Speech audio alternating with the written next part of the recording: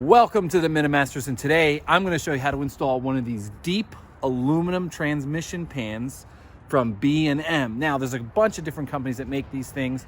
The big thing is they hold a few more quarts of transmission fluid. They have these cooling fins to help bring your temperatures down. And what a lot of OE transmission pans don't have is that cool drain plug right there, making your life easy when you got to do some maintenance, changing filters and whatnot. So let's install this bad boy.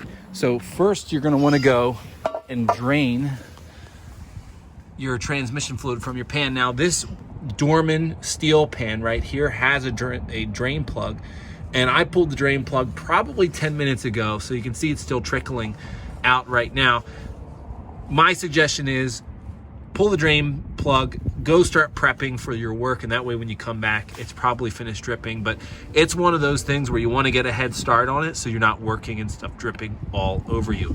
If you don't have a drain plug and you don't want to keep the pan, you can drill a hole through your pan and drain it that way. If not, you got to go the very messy route, and you've got to unbolt the entire pan, and it's just going to drain out on the sides. Now, if you don't want to go that route, there is one final route, and you can basically unhook a transmission cooler line here, start the truck, and you can drain the entire transmission of the fluid, and you go that route. This will drain the least amount of fluid. That way, when you have to go add it back in or add new fluid, there's not a whole lot to do. So that's going to finish dripping, and then we're going to go and start unbolting the pan. All right, so time to start unscrewing the pan. So, one at a time, just take them out. They're held in by 12 to 10 foot-pounds, so it's not much to get them free. So take them all out. There's no particular order. Don't lose any of them. Be mindful. The aluminum is very easy to strip, so if some of these seem too easy to get out, mark them, and those you may have to tap the threads and insert new threads on those. So anyway, I'm going to take them all out, and I'll bring you back. So here is the transmission pan that we just took off, and I'm replacing this pan with the aluminum mostly because this thing is warped and the gasket just isn't holding anything. So look at how warped that is. You're just not going to get any sealing with the gasket in between these valleys because of how warped this pan is. So that's why I'm replacing with the aluminum, because the aluminum's thicker, it'll be stronger. I don't expect the same thing to happen there. So with that said, let's start prepping our aluminum pan.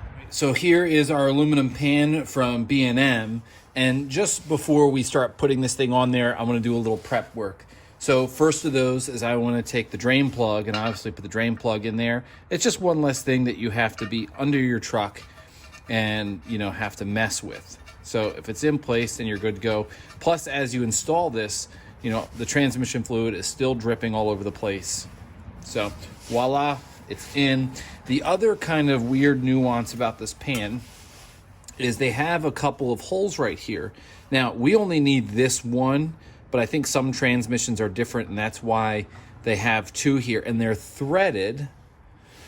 And so the kit comes with this set screw. So they tell you to wrap this set screw in Teflon tape or plumber's tape. So being the master plumber that I am, I've always liked this monster blue, or blue monster, but you can always use the white stuff. Anyway, you're gonna wrap it as many times as the tape tells you to ensure leak-free threads. And you're gonna insert this guy in there, making sure it doesn't poke out the other side because you will create a raised section. So just in case you're wondering what to do with your magnet, now you can put it here on this little stud, but the only thing I would advise, and probably why I won't do it, is if you do put this magnet here, it has the potential of jumping around, okay? Which means it could end up off this and stuck to something underneath in your transmission and causing an issue. The drain plug is magnetic, and so that will act as a source of magnetism to catch, some of the larger debris. So that's up to you if you want to take that risk. You can put it there. Otherwise, I'm going to leave it off. There's nothing in the directions that says to transfer it over, and we'll just see what happens. Before we go and put the pan on, there are some very necessary prep steps. So this is the underside of your transmission. This is where your gasket will mate to, and of course you'll bolt your pan to. It is very important that this be cleaned thoroughly. So 2 steps for that are, A, you want to go around with a Scotch-Brite pad like this and clean this surface. You want to get any gunk, any corrosion. If somebody uses RTV, you want to get it off. You want this nice and smooth and clean, okay? Once you've got that all clean there, you're going to take brake cleaner. So I've got my handy stuff from the same company that makes PB Blaster, and I'm going to take that and I'm going to spray it on a rag, and I'm going to go around and clean this till it is clean and dry. Dry being the most important. I have this suspicion that if you mate a gasket to this surface while it is wet, it will just seep through and you'll have a leak. So those are the two main things you have to do. Now, one extra step, take a look at all your threads, because transmissions are notorious for having bad threads where the pan goes. So you look at this one and you'll kind of see there's something a little different there. That's because I have tapped new threads in here and I've actually used Helicoils. This is a Helicoil kit right here that I got on Amazon, and basically you're inserting new threads like that, and then these are the various tools to use it, okay? Have one of these on hand because you will need it. You will strip some threads, and trust me, I've gone back over and over on this because of that. So go around and inspect your threads. All of mine, I've actually tapped all new threads and put all new Helicoils, because every time I bolt this pan back, something goes wrong. So I'm going to go around, clean everything, and then get the pan on here and bring you back. One last thing. I didn't have my filter on in the previous video, but make sure you put your filter back. It literally stabs up into this hole. Be sure if you're doing a new one that you get the old little like O-ring, orange O-ring out before you put this back. So just slides up and then you can put your pan on. So I've got the pan up in place, and I've just put all of the bolts in by hand and barely hand tight when I first start putting them in. So it takes a number 6 hex key. These are my awesome wear hex keys, by the way. And so I put them all in loosely so that I can get them all in, because if you put them in and start tightening them down, some of the bolts over here won't line up. You will strip some threads and it doesn't make for a great day. So get them all in loosely. Once they're all in, go around, give them all, kind of snug them up, just snug, not tight. And then we can bring in your torque wrench and start the torquing process.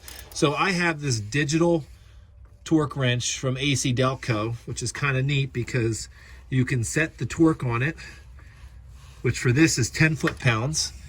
And you can actually, and as you get closer, it will alarm. So I'm going to start here.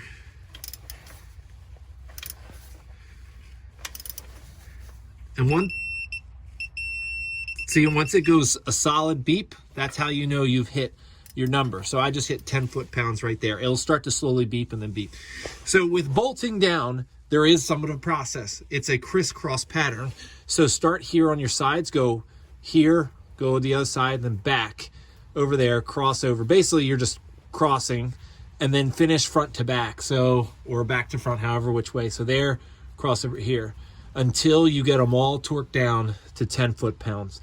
Once you're all the way around, you're good. This thing's in place, and we can go and fill her up. And there you are, guys. I got the transmission pan all bolted up, and it looks freaking awesome. The only thing more awesome is if you subscribe to my channel so you can get cool stuff like this. Tip, big tip. Once you finish torquing down all the bolts in the cross hatch sequence, which I'll post on here on the screen, you need to start all over and do it again, because obviously as you tighten them down, they'll get tight in a lot of areas and they'll be loose in some areas. So doing a re-torquing all the way around will ensure that the areas that have loosened up are re-tightened again. So don't miss that step. You will get a leak without it.